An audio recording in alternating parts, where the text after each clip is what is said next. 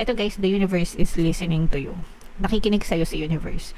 And sooner or later, igagrant niya yung mga wish mo, especially pagdating sa kaperahan, mga kapigsi. So, kung meron kang anything na hinihiling tungkol sa pera, trabaho, negosyo, side hustle, investment, abundance of wealth, ganyan, riches, igagrant yan sa'yo ni universe. So, you have to be prepared. Kailangan handa ka, kailangan receptive ka, kailangan handa ka, ready ka sa pagtanggap ng mga blessings na to.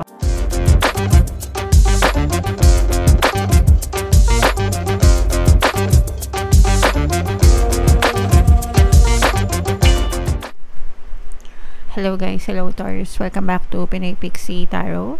Ang pamagat ng episode natin for tonight is Full Moon Kapalaran para ngayong October to November para sa Taurus, Sun, Moon, Rising, Sign, and Venus. Yung full moon ngayong October guys ay sa October 17, tapos yung next na full moon naman sa November ay sa November 15 mga kapiksi. So, ang reading na to ay para sa period na yan. And ang pamagat ng ating full moon ngayon guys ay harvest moon mga kapiksi. So unahin natin tong deck na to guys. Ito yung mga ito yung moon message para sa inyo. We have the mutable moon mga kapiksi. Nothing is yet set in stone. Wala pang kasiguraduhan mga kapiksi, no, yung mga nangyayari sa buhay natin. Ibig sabihin nito, pwede pang magbago yung kahihinatnan ng ating kabuhayan. Depende sa inyo. Sa inyo yan palagi depende kung saan nakafocus yung attention nyo, yung energy nyo, yun din yung palagi napupush out sa inyong physical reality guys. So, kung positive yung pinagbubuhusan ng attention nyo, ng energy nyo, araw-araw, positive din yung may experience nyo sa buhay. Pero kung kayo ay nakafocus more sa mga problema, sa mga kanagahan, definitely yun din yung na-experience nyo sa buhay. And, syempre, kung gusto natin magbago yung outcome, kailangan magbago din yung input para mabago yung output, mga kapigsi. So, you have to focus more on your desires, guys. Focus more on mga resulta na gusto nyong makita sa physical reality nyo. Kahit gaano pa kanega yung na-experience nyo, kahit gaano kadami ng pagsubok or challenges, you have to persist. You have to focus on your goals, on your desires, para yun yung ma-experience nyo sa inyong physical reality. Okay? Attune to the moon, guys. I know that the best will unfold for me. Again, mga kapiksi, no, i-comment nyo na rin sa comment section. I know that the best will unfold for me. Dadating din yung the best para sa inyo, mga kapiksi, yung mga solusyon sa mga problema nyo, yung best possible outcome, as long as, again, fino-focus nyo yung attention nyo dun sa mga bagay na gusto nyo. Focus lang talaga yan. Yun lang talaga yung susi dyan. You really just have to focus, guys. Additional meanings for this card: you're meandering towards your goal, and that's okay. Okay? So, sometimes, kino-question natin yung mga goals natin, yung mga gusto natin sa buhay. And okay lang yan kasi nagbabago naman talaga yung mga gusto natin, diba? Diba? And it's okay to change. Sabi nga, diba, nothing is permanent in this world except for change. So, even if, let's say, for example, meron na tayong gusto, minsan nagbabago talaga yan. So, that's fine. Mga kapiksi, mag-adjust ka lang palagi dun sa desires mo. Ayan, staying adaptable is the key to success for you now. So, yung kailangan, sabi ko nga, mag-adjust ka lang, depende dun sa gusto mo. So, kailangan adaptable ka, ibig sabihin na adaptable, flexible, kayang-kayang magbago. And yun yung magiging susi mo para maging successful ka sa kahit ano pang desire mo o kahit ano pang gustuhin mo sa buhay. Make sure you're not being led astray. Make sure na hindi ka nananega. Make sure na hindi ka natitrigger, mga kapiksi. Now, hindi naman tayo perfect, guys, para hindi tayo makaramdam ng kanegahan. Dadating at dadating talaga minsan sa buhay natin na maninega tayo. And that's fine. Hayaan nyo lang, mga kapiksi.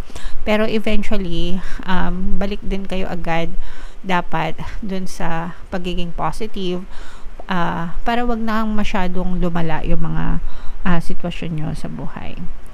Have you become distracted? Time to focus, no? Yun nga yung sinasabi ko sa inyo, guys. Focus lang talaga yan, mga kapiksi. Okay? And you have to stay with it, whatever it means to you. So, you have to stay with your goals, with your desires. Kailangan panindigan nyo. Okay? Kung gusto nyo talagang mangyari siya sa buhay nyo, kailangan panindigan nyo, mga kapiksi. Huwag nyong susukuan yung mga gusto nyo sa buhay, guys. Kasi pag sumuko kayo, game over na. Wala nang pag-asa. Pero, habang pinaglalaban nyo pa, habang gusto nyo pa, pwede pang ipaglaban, mga kapiksi. Alright? So, comment down below, guys, if feeling nyo naka-resonate kayo dyan, mga kapiksi. Tingnan natin yung ganap sa inyo ngayong full moon. Shuffle natin to, guys. Habang sinashuffle ko to, panoorin nyo muna yung video natin regarding sa ating paano mag-manifest ng abundance video course. Kapiksi, sawa ka na ba sa mga struggles at hirap sa buhay mo? Masipag ka ba at masikap sa buhay ngunit hindi ka pa rin umaasenso? Ilang beses ka na bang nag-attempt mag-negosyo at mag-invest pero palagi ka pa rin nalulugi? Sa pagkakataon na ito ay maaaring may subconscious beliefs ka na nagiging balakid sa iyong pag-unlad at pagyaman. Introducing, paano mag-manifest ng abundance video course. Dito ay matututunan mo ma-overcome ang mga balakid mo para tuluyan ka ng umunlad, umasenso, sumagana, maging matagumpay, successful at maswerte sa iyong kabuhayan, pera, trabaho, negosyo sa labi at kaperahan ng bonggang-bongga. Dali, mag-send na ng email sa pinoypixie@gmail.com at simulan na ang iyong pagyaman ngayon. Alright, so sa lahat ng gusto mag-avail ng course, guys, meron tayong freebie ngayong October. Magbibigay tayo ng free 3-in-1 pampaswerte sa subliminal, so pampaswerte sa buhay, sa pera, at saka sa love life. Worth 1,500 yung freebie na yan, guys, kaya i-avail nyo na. Sobrang ganda. And meron din tayong bagong course, paano mawala ang third party at magkaroon ng harmonious na relationship para mawala yung mga kabit na mga jowa nyo, guys. 20% discount naman yan until October 31, kaya avail nyo na, guys. So, Taurus, guys, kaya represent ng King of Pens. Ito yung ating moon energy. Ito yung mga positive and negative, mga kapiksi. Unahin natin yung negative, guys, no? For some of you, parang may nagmamarites sa buhay nyo, mga kapiksi. And parang sinisiraan kayo nitong marites na to, guys, no? So, for some of you, pwedeng may naiinggit sa inyo, pwedeng may naiinis sa inyo, or whatever, guys. Pero, parang gagawa ito ng hindi maganda para mapabagsak ka, pwedeng sa sobrang inggit, guys. So, you have to protect yourself at all costs. Maging maingat kayo sa mga actions nyo, sa mga sinasabi nyo, especially kung nasa social media kayo, no? Masyadong mainit yung mga netizens sa mga nasa social media kasi yun na yung era ngayon, guys, no? Lahat na nasa social media, yun na yung libangan ng mga tao. And yung mga tao, wala na rin silang magawa kundi mambash ng mambash. So, mag-ingat kayo, mga kapiksi, kasi baka merong silang masabi na hindi maganda sa inyo, guys. On the good side naman, mga kapiksi, meron ditong presence ng water sign, Cancer, Pisces, Scorpio. For some of you, pwedeng may water element kayo sa inyong natal chart, or you may be dealing with a water sign. Ito, guys, the universe is listening to you. Nakikinig sa'yo sa universe. And sooner or later, igagrant niya yung mga wish mo, especially pagdating sa kaperahan, mga kapiksi. So, kung meron kang anything na hinihiling tungkol sa pera, trabaho, negosyo, side hustle, investment, abundance of wealth, ganyan, riches, igagrant yan sa'yo ni universe. So, you have to be prepared. Kailangan handa ka, kailangan receptive ka, kailangan handa ka, ready ka sa pagtanggap ng mga blessings na to, kasi the universe is always listening, kaya dapat palagi kang prepared, mga kapiksi. Okay? So, ito, guys, i-mind nyo na to sa comment section. Mine, wish granted, okay? Mine, abundance of money, mine, abundance of wealth, abundance of riches. Sooner or later, guys, makikita nyo talaga magmamanifest yung mga minamanifest nyo sa pera. You always need to affirm, mga kapiksi. Kailangan lang mag-affirm kayo. Money, money, come to me. Palagi ako may pera, palagi ako nagkakapera. I'm the king of abundance, I'm the queen of abundance. Yan yung mga affirmations na palagi kong sinishare. Super effective, guys. I-type nyo na rin sa comment section. For some of you, mga kapiksi, maganda din yung relasyon nyo sa workplace nyo, sa trabaho nyo, mga kapiksi. Parang, especially kung newbie ka pa lang or parang bago ka pa lang sa trabaho, you're learning a lot of things, mga kapiksi. And lahat ng pwede mong matutunan, i-aral mo na, mga kapiksi, kasi magagamit mo yan in the future, guys. Okay? Especially mga best practices.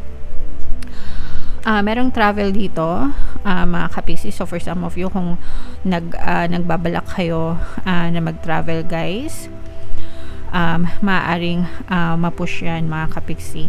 And for some of you, parang sinasabi din dito na medyo maghinay-hinay kayo sa paggastos, or mag-impok, mag-ipon, mag-save, mga kapiksi, kasi baka meron kayong unexpected na pagkakagastusan, medyo malaki-laking halaga, mga kapiksi, na medyo mabigat sa bulsa. Kaya dapat ready kayo, mga kapiksi, kahit ano pang kailangan meron kayong emergency fund, guys, no?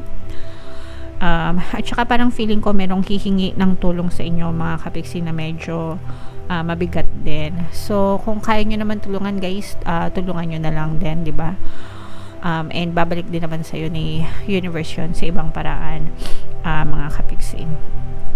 Pero kailangan din na kumbaga, syempre kailangan proper limitation din and mapanuri, no? Kasi baka mamaya walang masamang tumulong, ha. We are encouraging everyone na tumulong, pero meron kasing ibang tao na mapang-abuso, mapang-samantala, mapanloko. So baka maabuso naman kayo or baka maloko naman kayo pagdating sa pera.